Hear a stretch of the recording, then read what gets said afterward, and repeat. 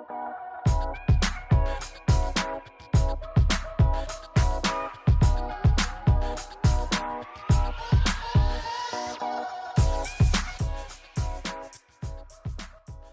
right, we are excited to have Ken Reeves here for Talent Talks this week. Ken is the Vice President HR at Performance Food Group. Guy's been in the industry for 28 years in human resources. He knows a few things about hiring and interviewing people, and so we're pretty lucky to have Ken with us today. Ken, thanks for joining us. Oh, thank you, Ben. I'm glad to be here.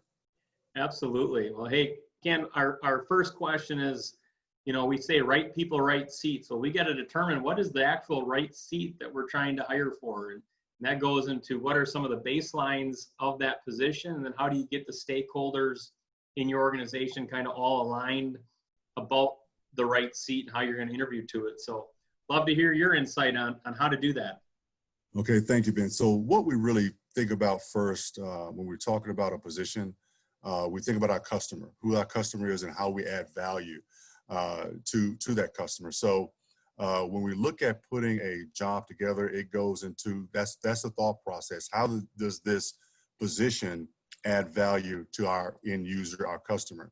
And so one of the things that we do, when we're going out and we're talking about who we're going to bring in for an interview for a particular job, we want to know who we're talking to.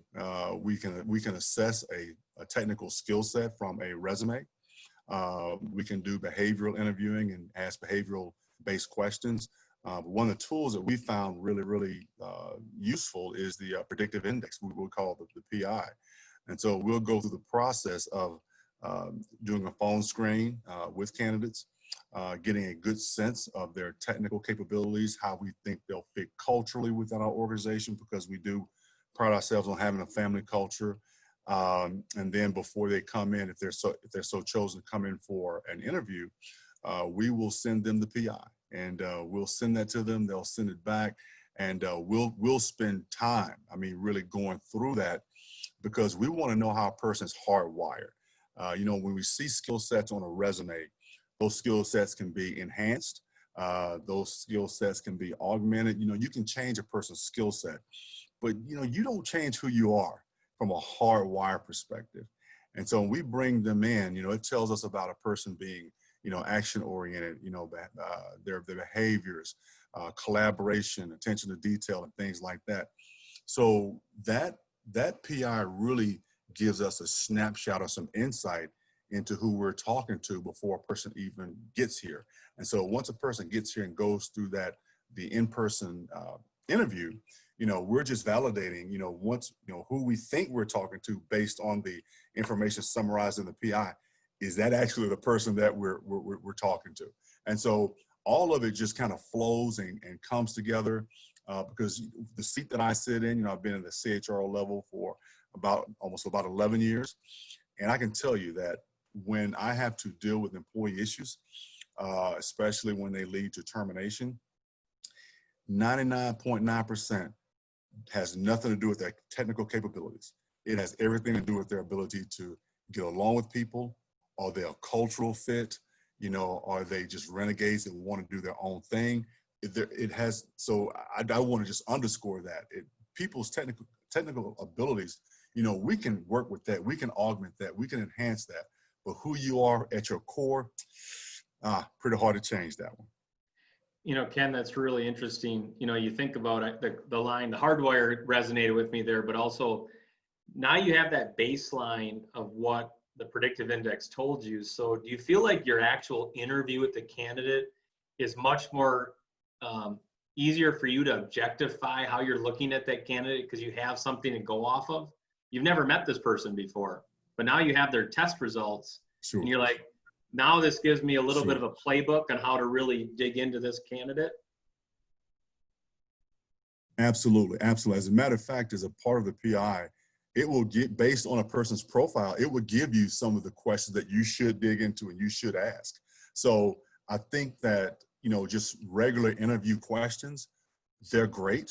You may have some personal questions of your own, but really that PI gives you some questions that based on that person's profile that you really need to dig into, because again, on the surface, you may not, we all have blind spots.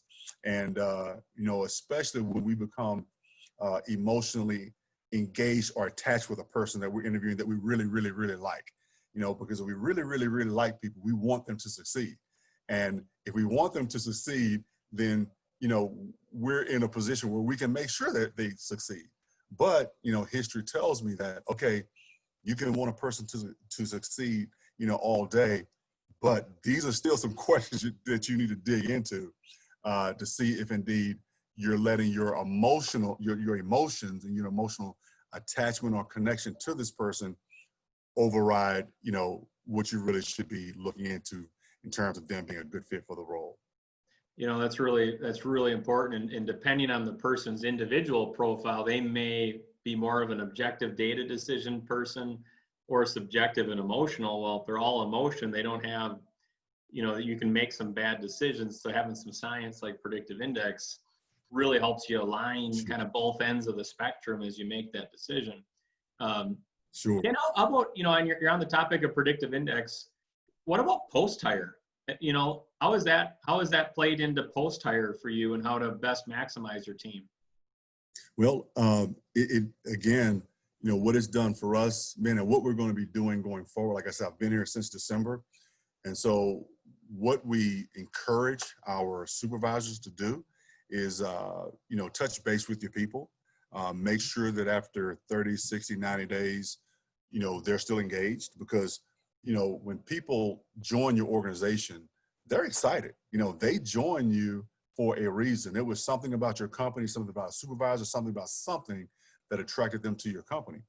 So when we have that, when that engagement is at its highest, we want to make sure that we're staying engaged with our employees in order to maximize their performance.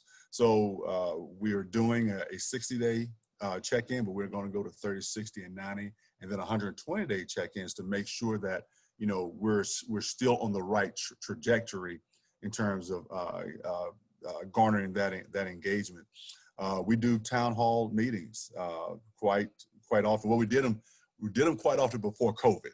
Right now, we don't do them quite as often. I'll be glad when COVID lifts where we can do that. But one of the things also in terms of engagement and post-hire, what we do, Ben, is that we talk to our associates. We say, okay, as a leadership team, how are we doing, and what else can we be doing? What can we be doing differently? So one of the things that, especially myself and the president of the OpCo, I've got Tuesday nights and he's got Wednesday nights. And so I'll stick around until maybe 10 o'clock tonight or tomorrow night.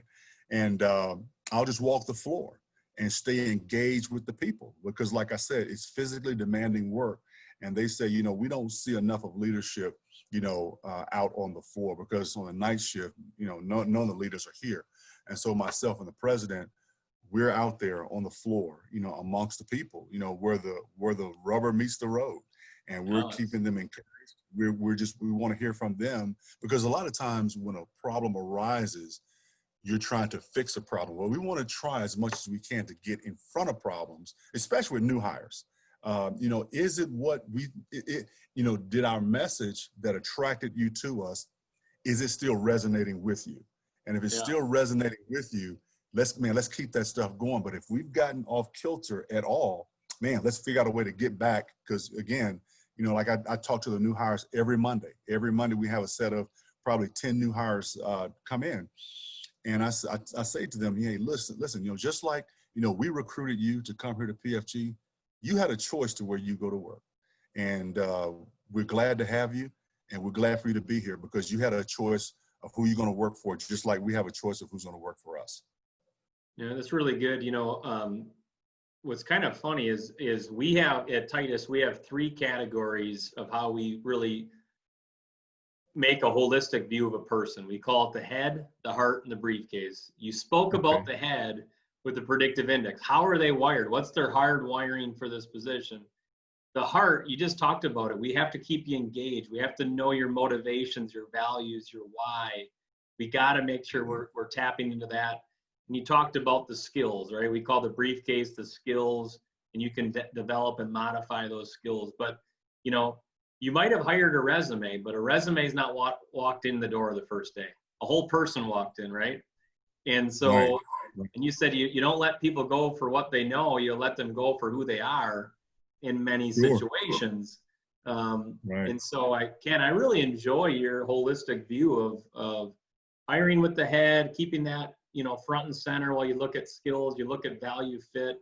And it sounds like you're doing the same thing post-hire, right? You're talking about values, your why, staying engaged. I think earlier you mentioned how you like to use the predictive index to understand your own team and kind of coach them appropriately to their basic profile. Sure. Um, Sure. and Right. so that's Oh, really yeah. good. I mean, that's Yeah. that's really good. So, well, hey Ken, we appreciate your Well, time. Or do you have something else? sure. No, well, I was going to just say this before we wrapped up. One of the things I think that makes a big difference, especially post-hire and throughout their career, is constant real-time feedback. The performance management system, at the end of the year, the performance review should be an easy conversation because there should be no surprises. There should be just nothing that hasn't been discussed previously. So you talk about how do you keep people engaged when you have tough conversations early on and you have good conversations praising people early on. The end of the year is a breeze. So that's another way that we pride ourselves on keeping ourselves engaged with our people. No, that's huge. And that's, I don't know what your rhythm is, but we believe in weekly one-on-ones and quarterly conversations so that end of the year you've had a lot of dialogue, good, bad, or indifferent on development and moving people forward. So really love the insight today, Ken. Really, really enlightening and great to hear that you guys are using some science and in your process as well. Appreciate your time. Sure. All right. Thank you, Ben. Sure appreciate you.